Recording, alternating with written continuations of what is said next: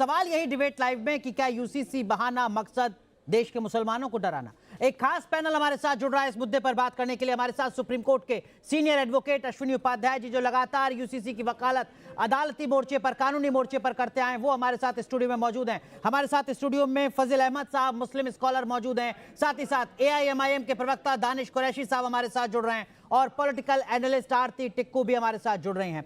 अश्विनी उपाध्याय साहब, सबसे पहले आपसे सवाल, क्या वाकई यूनिफॉर्म सिविल कोड का मकसद देश के मुसलमानों को डराना है?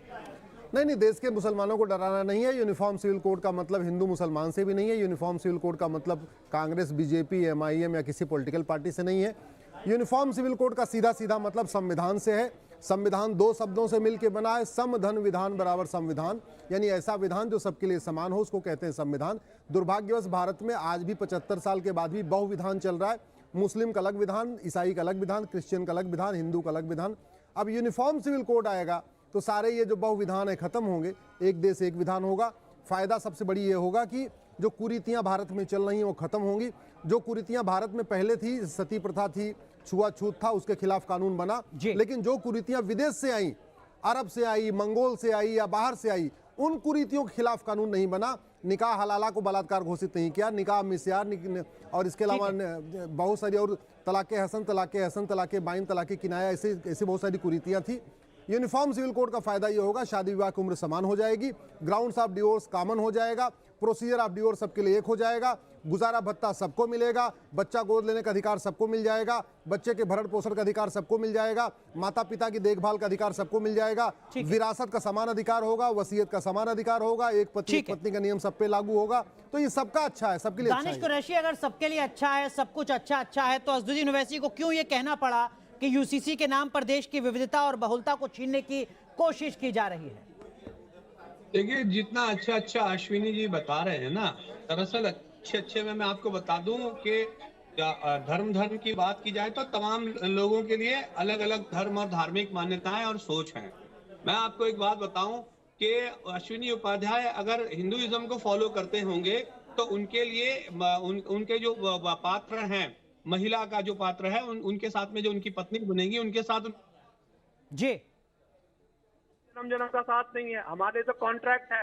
तब आप मुझे बताइए कि जो मेरा रिलीजियस मेरा वो है बात रखनी, तो उसको आप किस तरीके से दो चीजों को मैच करेंगे? उनकी सोच अलग है, उनका धर्म अलग है, मेरी सोच अलग है, मेरा धर्म अलग है। अश्विनी उपाध्याय, बहुत संक्षेप में। हाँ, देखिए, वो कह रहे हैं कि इनके यहाँ समझौता है निकाह, आपके यहाँ संस्कार है, कैसे मैच कर पाएंगे? देखिए, भारत के ये संस्कार है। हाँ, सुन तो लीजिए, नहीं, जो हमने पढ़ा समाजशास्त्र में हम वही बता रहे हैं। दानिश भाई, मैं अपने शब्दों में नहीं बता रहा हूँ, जो पढ़ा है अब तक किताबों में वही बता रहा हूं, हो सकता है मैं गलत हूं। देखिए, पहली बात तो कॉन्ट्रैक्ट का मतलब टेम्परेरी कॉन्ट्रैक्ट नहीं होता है, कॉन्ट्रैक्ट का मतलब परमानेंट कॉन्ट्रैक्ट भी होता है, तो उसको ये टेम्परेरी कॉन्ट्रैक्ट समझते हैं, ये गलत, ये अलग बात है।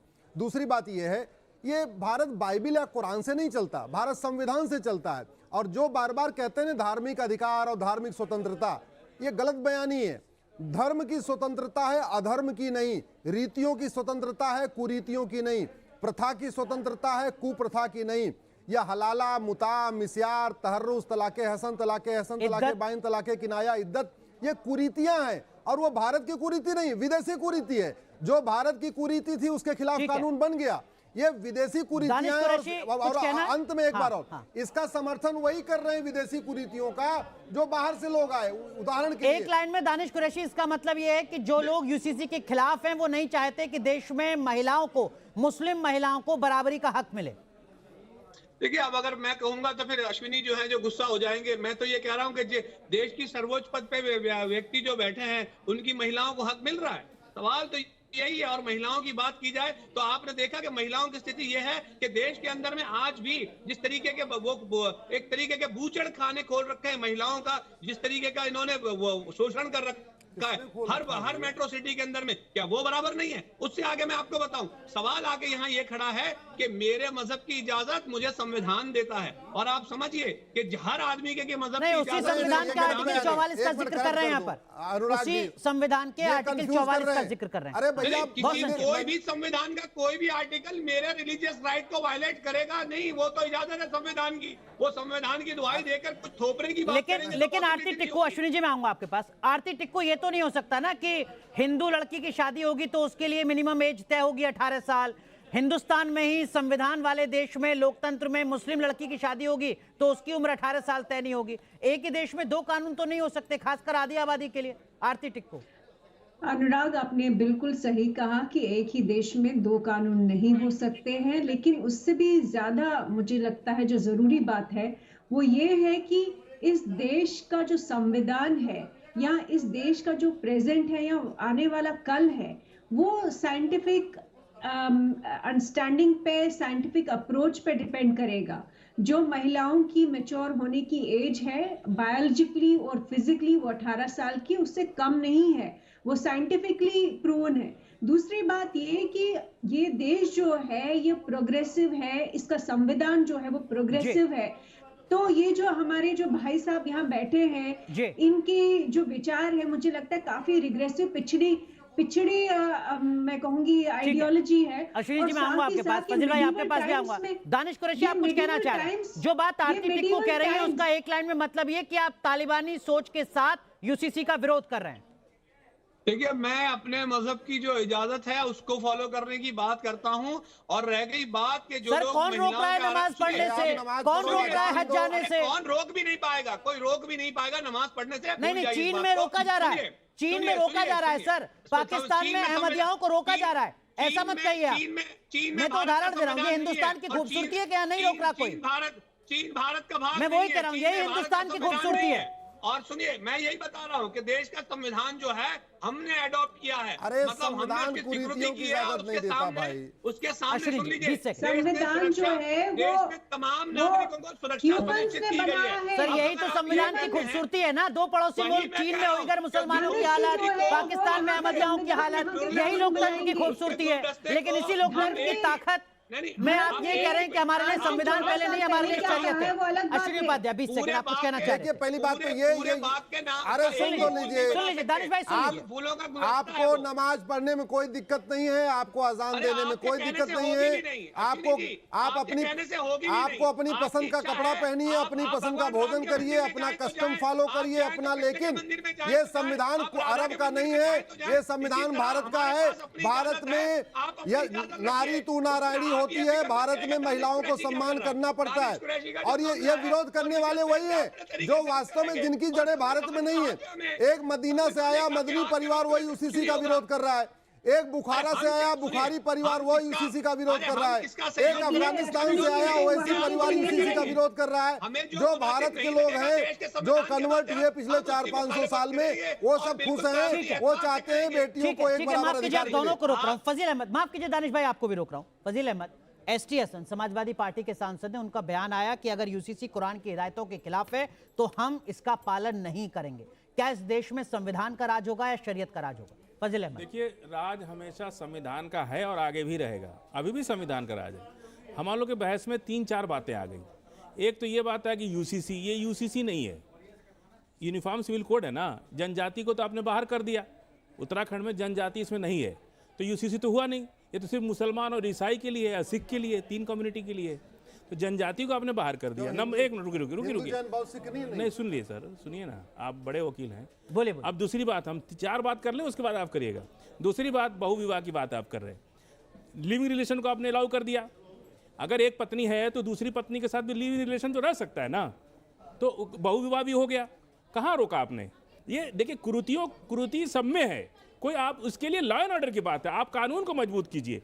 चौथी बात, आपने कहा कि शरिया का कानून चलेगा या मुसलमान का कानून चलेगा, तो मुसलमान के और क्रिश्चियन के और सिख के आप कभी भी इसको तुलना नहीं कर सकते। ये एक चुनावी एजेंडा है, किसी तरह से भी क्यों। अश्विनी उपाध्याय के वाकई चुनावी एजेंडा है। और ये सवाल मैं इसलिए भी पूछ रहा हूं कि 1996 से 2019 तक के हर चुनावी घोषणा पत्र में बीजेपी के में ये वादा रहा है कि हम यूसीसी लाएंगे। अरे भैया, ये भारत के संविधान का आर्टिकल 13 कहता है कि 26 जनवरी 1950 को सभी भेदभाव करने वाले कानून खत्म हो जाने चाहिए, भेदभाव करने वाले कुरीतियां खत्म हो जानी चाहिए, भेदभाव करने वाली कुप्रथाएं खत्म हो जानी चाहिए। दुर्भाग्यवश हमने आर्टिकल 13 को इम्प्लीमेंट ही नहीं किया।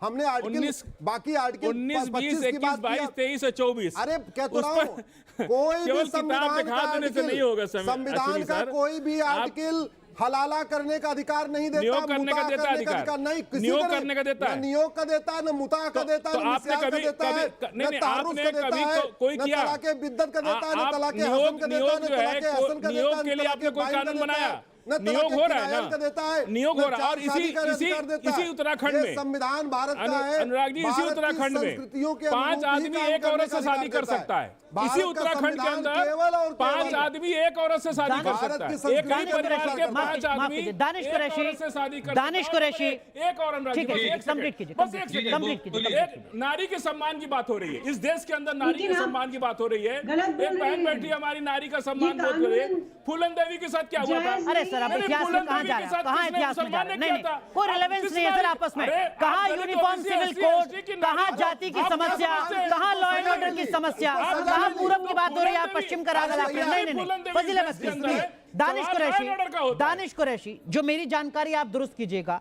दुनिया के 125 देशों में यूनिफॉर्म सिविल कोड जैसी व्यवस्था लागू है। आप संविधान की बात अगर करते हैं तो आपको बता दूं, सऊदी अरब, तुर्की, पाकिस्तान, अरे तो मिस्र, मलेशिया, जनजाति को आप कहाँ छोड़ दिए? नाइजीरिया, ये जो मुस्लिम देश है यहां पर भी यूनिफॉर्म सिविल कोड है। अगर इन मुस्लिम देशों में, इस्लामिक देशों में एक कानून हो सकता है तो भारत में एक कानून क्यों नहीं अरे हो सकता? इमरान खान को सजा देखिए, हुई है, सुनिए, दूसरी सुनिए, शादी सुनिए, की है, सुनिए, पहले से सुनिए। पूछे अच्छा, आप नहीं, सुनिए, सजा हो गई अरे 7 साल अश्विनी जी, की। आप सुनिए। इमरान खान सुनिए। को सजा हुई पाकिस्तान में। अच्छा ठीक है, अब सुनिए, बड़ा सुनिए। देखिए, अगर आपको मोहब्बत है पाकिस्तान से, सऊदी अरब से, चीन से, जापान से, जहां भी, तो आप जाइए। हम भारत में सुकून से रह रहे हैं, संविधान से रह रहे हैं। अगर आपको आपत्ति है, परेशानी है, तो आपको जहां चलिए, ये जाना अच्छी चाहिए, बात है हम कि तो भारत किसी में को- मुसलमान हम तो किसी को सुकून भेज से नहीं रह रहा है। हम एआईएमआईएम के किसी को प्रवक्ता के एहसान मुताबिक से ये रह राहत रहा की है, बात बाबा साहब है कि अम्बेडकर भारत में के मुसलमान एहसान से सुकून से रह रहा है। अगर अच्छी बात है। किसी को ये लगता है कि हमारे एहसान से एक- एक रह रहा है, करके- तो उसकी गलतफहमी है, एक- उसको एक- अपना एक इलाज करके- करना एक- चाहिए। एक करके। ये बाबा साहब अम्बेडकर के फजील संविधान से फजील सम्मान कर रहा है। फजील प्लीज। जहां जाना है वहां जा सकते हैं। नहीं, नहीं। अश्विनी जी, दानिश ये मुल्क दानिश आजादी कुरैशी, देता है सबको। अगर 125 देशों में हो यहाँ से सकता है तो तो लोग भारत में क्यों पाकिस्तान भी नहीं? गए, माइग्रेट अरे करके, सर, नहीं गए। 125 देशों में हो सकता है तो भारत में क्यों नहीं? क्या कह रहे हैं आप? 125 देशों में यूसीसी हो सकता है तो भारत में क्यों नहीं? देखिए, सब तमाम लोगों को क्या करना है वो उनका विषय है। देश में क्या होगा ये देश की आवाम तय करेगी, देश के नागरिक तय करेंगे। प्रधानमंत्री पद जो है वो देश के मालिक लेकिन नहीं दानिश है, कुरैशी, वो ये तो नहीं देश हो के- सकता ना कि इस डिबेट में आप 5G फोन का इस्तेमाल तो करेंगे, मुझे नहीं पता वो इस्लाम में चलता है नहीं चलता है, लेकिन आप महिलाओं को बिल्कुल बराबरी चलता का हक नहीं देंगे। नहीं तो क्या महिला 5G सुनिए, फोन महिला का के पास इस्तेमाल क्या तो है? होगा। अरे मुस्लिम महिला के पास क्या है? अरे 5G फोन नहीं है। अनुराग जी, एक मेरी सवाल। धर्मपत्नी से पूछ अश्विनी लीजिएगा, जी, नंबर अश्विनी चाहिए तो जी। दे दूं मैं आपको। अनुराग जी, नहीं, मुझे आपको मुझे 5G मत फोन मिल दीजिए, जाएगा। मुझे मत दीजिए। सुनिए, अश्विनी उपाध्याय, देखिए हाँ। इनका पाखंड देखिए। ये कहते हैं कि ला इलाहा इल्लल्लाह, यानी अल्लाह के अलावा और किसी की इबादत नहीं करनी है, और वास्तव में इसीलिए अरब में एक भी दरगाह नहीं है, एक भी पक्का कब्रिस्तान नहीं है, तो एक आप भी मजार जाइए नहीं ना, है। आप जाइए, और सऊदी अरब जाइए। आप भारत में मजार बना रहे हो, आप भारत में दरगाह बना रहे अश्विनी जी, हो, आप आपको भारत में सऊदी पक्का अरब से बड़ी कब्रिस्तान बना मोहब्बत रहे हो। है। पहले ये अरे तय कर इतनी लो, मोहब्बत सऊदी अरब आपको से है तो अरब चाहिए। वाला इस्लाम अरे चाहिए कि सुनिए, भारत जुमे वाला की नमाज चाहिए? के बाद हाथ काट दिए जाएंगे चोरी करने के अरे बाद। भैया, ये जुमे की बताओ ला नमाज के इलाहा बाद इल्लल्लाह हाथ काट दिए जाएंगे की क्या चोरी के मतलब क्या बाद। हुआ? आप जाइए ना, हाँ। अरब अब तो में क्या एक है, भी आप मजार जाइए। नहीं है। ठीक है। आप सऊदी कहते हैं अरब हम जाइए, मुस्लिम हैं, ठीक है, माफ चोरी कीजिए, के माफ कीजिए, बाद हाथ आप काट दोनों दिए को जाते रोका, हैं। Please please please. Aarti Tikku, क्या आपको लगता है कि उत्तराखंड से यूनिफॉर्म सिविल कोड की शुरुआत हो रही है जो बहुत जल्द पूरे देश में हो सकती है? पॉलिटिकली इससे एक बड़ा मैसेज जाएगा, एक पॉलिटिकल एनालिस्ट के तौर पर आप कैसे देखते हैं? बिल्कुल अनुराग, ये एक बहुत बड़ा मैसेज है कि आज अगर उत्तराखंड में यूसीसी आया तो पूरे देश में आने की बिल्कुल सिर्फ मैं कहूँगी संभावना नहीं, ये निश्चित है कि यूसीसी भारत में आएगा। वो इस टर्म में आएगा या अगली टर्म में आएगा, लेकिन जरूर आएगा। और मुझे लगता है कि जो हमारे पैनलिस्ट हैं, इन लोगों को खुश होना चाहिए कि इनकी महिलाओं, जिनको इन्होंने पेट्रियार्की के अंदर दबाया हुआ है, और ये पिछले जमाने के लोग जो है, मिडीवल टाइम्स के लोग जो है और विचारधारा वाले लोग हैं, ये इनकी महिलाएं 21st सेंचुरी में वही अधिकार मिलेंगे जो बाकी महिलाओं को इस देश में है। और लेकिन जिस तरह से ये सांप्रदायिकता की बातें करते हैं और कम्युनल पॉलिटिक्स खेल रहे हैं, बहुत ही शर्मनाक बात है। इनको अपनी बच्चियों से बात करनी चाहिए, वो कैसे किस तरह उनके साथ ह्यूमन राइट्स वायलेशन होते हैं, किस तरह की जातियां होती है, इनको मालूम ही नहीं कि इनके घरों में इनकी बच्चियों आपको लगता है कितना कि दुख है। बीजेपी भी पॉलिटिकली इस मैसेज को देने में कामयाब होगी कि देखिए 96 के इलेक्शन के मैनिफेस्टो में हमने यूसीसी की बात की थी, तब से जो हम वादा करते आ रहे थे वो हमने पूरा कर दिया। यूसीसी, 370, राम मंदिर, तीनों वादे पूरे। बिल्कुल सारे वादे पूरे किए हैं और यही सबसे बड़ी स्ट्रेंथ मैं मानती हूं कि बीजेपी की है कि जितने वादे उन्होंने किए थे कश्मीर में 370 और उन्होंने अयोध्या की बात की और अयोध्या भी हुआ, राम मंदिर बना और अब यूसीसी की बात है। ये मान के चलना चाहिए कि बीजेपी के मैनिफेस्टो में जितनी बातें कही गई है वो हम देखेंगे अपने ही लाइफ टाइम में और आने वाले कुछ सालों में 5 सालों में बहुत जितने भी उनके मैनिफेस्टो के एजेंडा थे। अश्विनी जी मैं आऊंगा आपके पास। फजील अहमद आप कुछ कहना चाह रहे थे संक्षेप। देखिए वादा इनको शायद पता नहीं है, इन्होंने बीजेपी का चश्मा लगा रखा है। 15 लाख नहीं आए, 2 करोड़ नौकरी नहीं आई। नहीं हम तो 3 बड़े इलेक्शन मैनिफेस्टो की बात कर रहे हैं sir. Sir uniform civil code 96 का वादा था, 1996 में था यूसीसी। जनजाति को आपने निकाल दिया, 1996 में भी था, 2004 में भी था, 9 में भी था, 14 में भी था। सुनिए, जनजाति को जब आपने निकाल दिया तो फिर यूनिफॉर्म सिविल कोड कहाँ रहा? वो तो चुनावी घोषणा हो गई।